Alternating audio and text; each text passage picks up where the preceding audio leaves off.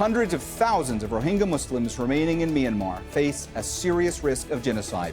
That's according to a new report from a United Nations fact-finding mission. UN investigators are also calling for top generals in Myanmar to stand trial for war crimes. But would that be enough to end the suffering of one of the most persecuted minorities in the world? This is Inside Story.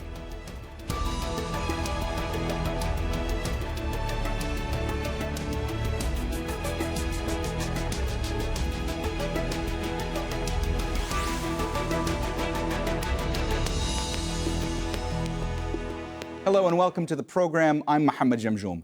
2 years after Myanmar's military crackdown on the Rohingya, UN investigators say conditions remain deplorable for the Muslim ethnic minority, that 600,000 Rohingya living in Rakhine state face a serious risk of genocide, and that it is impossible for hundreds of thousands who fled to Bangladesh to return.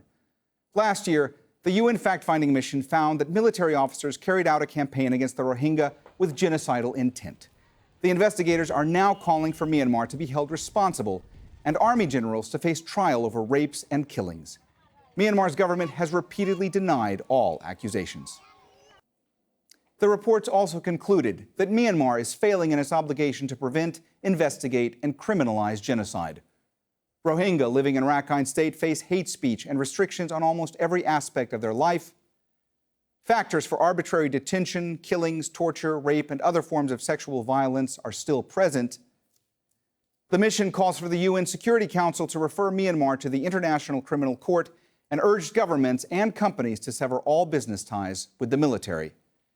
It says it has a confidential list of more than 100 names, including officials suspected of being involved in genocide and war crimes.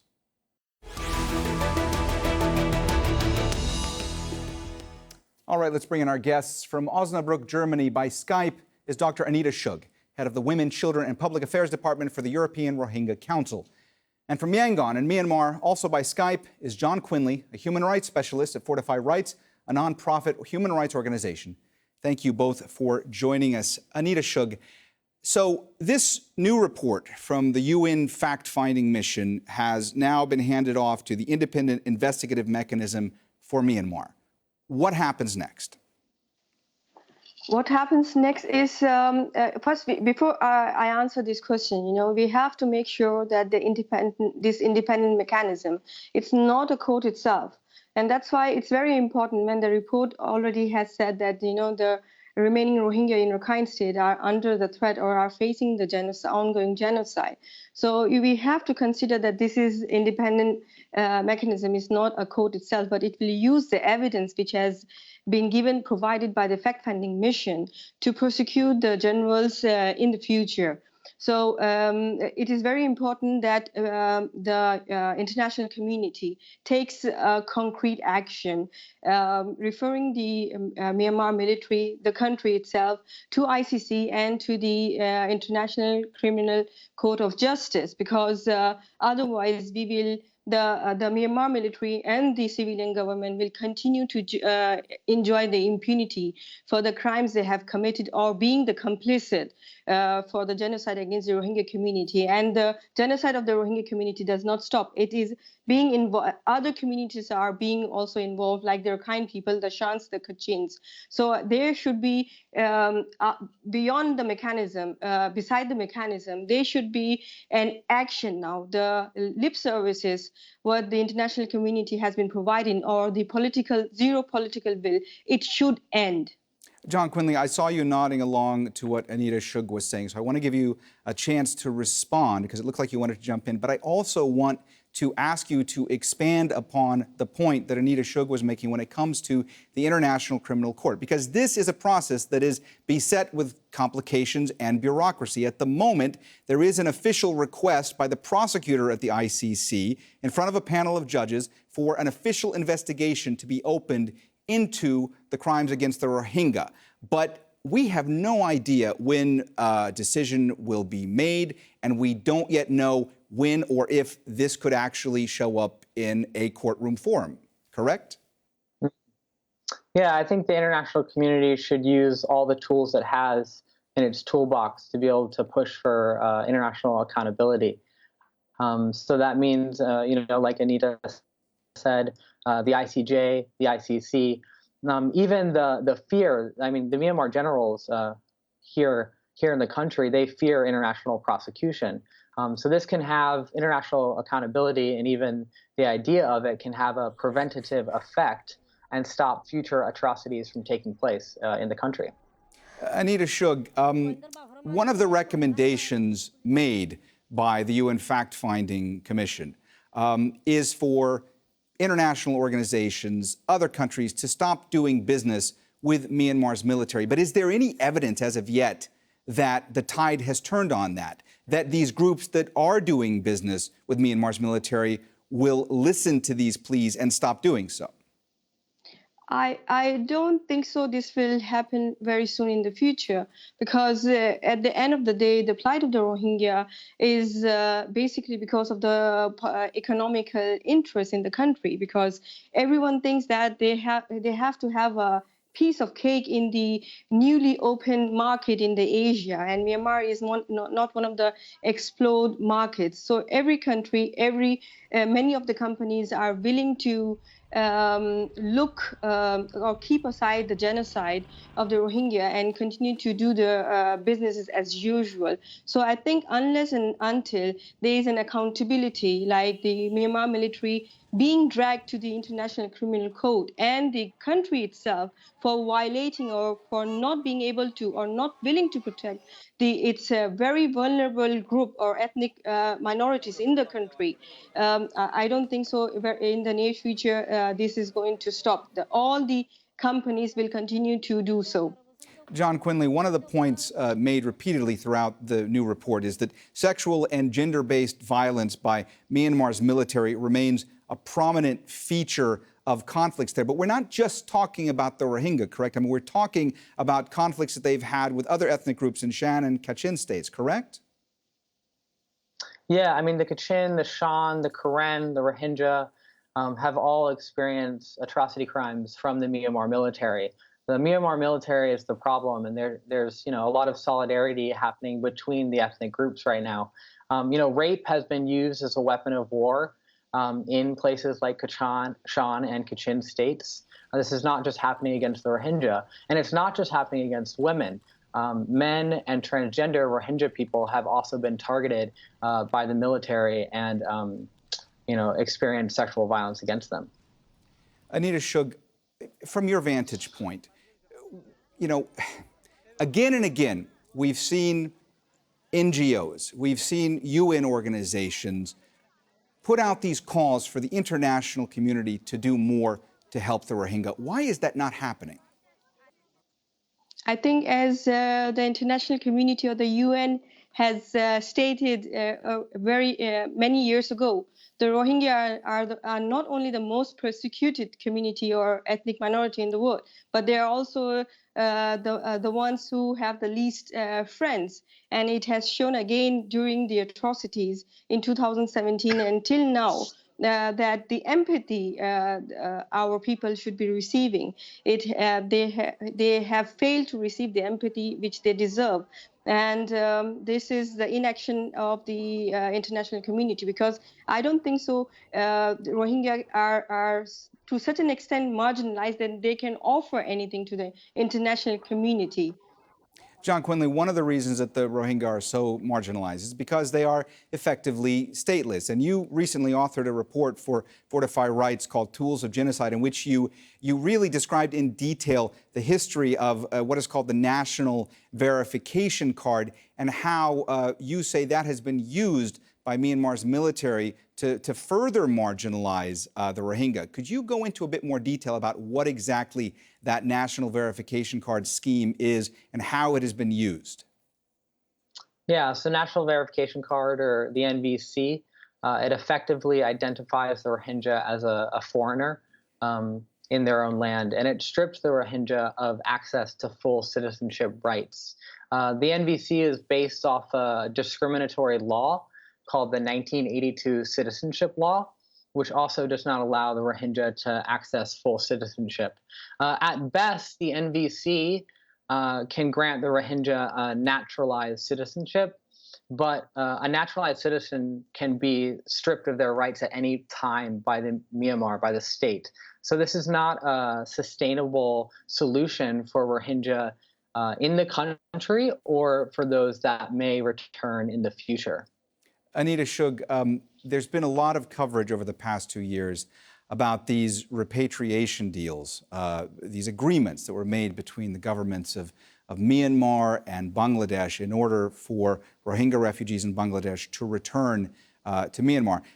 I was on the ground in Cox's Bazar, Bangladesh last November when they tried to initiate one of these repatriation schemes. And the UN was involved. They interviewed all the names that were on the list that had been provided by Bangladesh to Myanmar, and not one Rohingya refugee who was interviewed agreed to go back because they were so afraid for their safety. Are you concerned that they will get to a point in Bangladesh where there could be a forced repatriation scheme? Because up until now, it's only been voluntary. Yeah, I think unless and until the restoration of full citizenship rights for the Rohingyas inside Myanmar is guaranteed, and unless and until the military who has perpetrated the genocide against our community are held accountable, there is no safe and security for our people, and not a single Rohingya is willing to return home. That's why there might be a time in the future that Bangladesh is frustrated, the empathy is going to be very low for the people. Like in 1992, Bangladesh has forced our people to return to Myanmar. So there might be a chance, but now there is an international media coverage, there is a pressure on the Bangladesh government also. So I am not sure if Bangladesh government is going to risk its image. There might be attempts like pushing them to Basanti Island, but pushing them to Rakhine state, I don't think so. They will risk destroying their image. John Quinley, what do you think about that point? I mean, Bangladesh's government has said over and over again that repatriation would only happen if it was on a voluntary basis. But there are indications right now from officials in Bangladesh and from media outlets in Bangladesh that perhaps patience seems to be running out when it comes to the Rohingya issue. Do you think we could get to a point where repatriation could be pushed again, and maybe they suggest that it would be a forced repatriation? Yeah, I was in Cox's Bazar during the repatriation process in November 2018. I was also in Cox's Bazar recently in August 22nd, monitoring the repatriation process. Port of Fire Rights and myself spoke to people, Rohingya refugees in the camps on August 22nd that were on the repatriation list, and all of them, like Anita said, don't want to go back without restored citizenship rights. They also talk about the need to go back to their original homeland, and many of them talked about the need for reparations for the loss that they've occurred from the atrocity that took place. Right now, Bangladesh is making it very difficult for the Rohingya refugees to live in the camps. There's been, restrictions on internet and SIM cards in the camps, and this makes it very difficult for Rohingya refugees to communicate with the outside world. INGOs in the camps are being restricted right now, so there's this kind of a squeezing effect that could lead Rohingya to fear living in Bangladesh. So, Fortify Rights calls on the Bangladeshi government to protect Rohingya refugee rights and to restore access to internet and SIM cards and allow freedom of movement, access to formalized education in the camps, and to make it a sustainable place to live. But the main issue is that Myanmar needs to create a situation where the Rohingya are willing to return. And right now, what we see in Myanmar is a situation of ongoing genocide and persecution. And there's no access to education in Rakhine State now, and there's still attacks going on against the Rohingya and other ethnic minorities. Anita Shug, I want to ask you to expand on a point you were making a few moments ago, because you mentioned Basanti. Basanti, for our viewers to understand, this is a tiny silt island that's off the coast of Bangladesh, in the Bay of Bengal. And the idea is that perhaps the government of Bangladesh will be moving potentially hundreds of thousands of Rohingya refugees from the camps in Cox's Bazar to these units that they built to house them on this island. How close are you? How close do you think we are to seeing that potentially happen? The Rohingyas are not, when we were in Cox's Bazar, our people are not willing to move from one camp to another. Everyone is willing to return home if there are restoration of our rights, our citizenship rights, and there is an accountability and protection for us, for the Rohingya community. So they won't, again here also, there won't be any voluntary movement of the Rohingyas from one camp to Basanti Island. And Basanti Island is a very flood-prone area. Now, recently in Cox's Bazar, in the refugee camps, we have seen houses have been flooded, and people were living there for many years, and now they are flooded. So imagine what are the consequences in Basanti Island, and if there are some emergencies, and even the humanitarians and the doctors to reach Basanti Island, it will take 2-3 hours. So it means we are risking putting these Rohingya community again in Basanti Island at risk of losing their lives. John Quinley, in late July, I believe it was, the U.S. government decided to impose sanctions on top military leaders in Myanmar. But many critics said that that simply didn't go far enough. Is there any indication that that is making any kind of a difference when it comes to Myanmar's approach to this? Yeah, I mean, Fortify Rights is calling for more sanctions to take place against Myanmar officials and military-owned enterprises in the country. There should be, a global arms embargo as well. And the U.S. government can go farther in their sanctions, and they've, I think, the travel restrictions that they put in place, and naming General Min Aung Hlaing, which the U.S. government did, and they sanctioned him. I think that was a good start, but I think they can also, they can move it further, and they can implement more targeted sanctions against other military and police officials. The UN fact-finding mission says that they have, at least 100 names of people that could be responsible for crimes against humanity and genocide.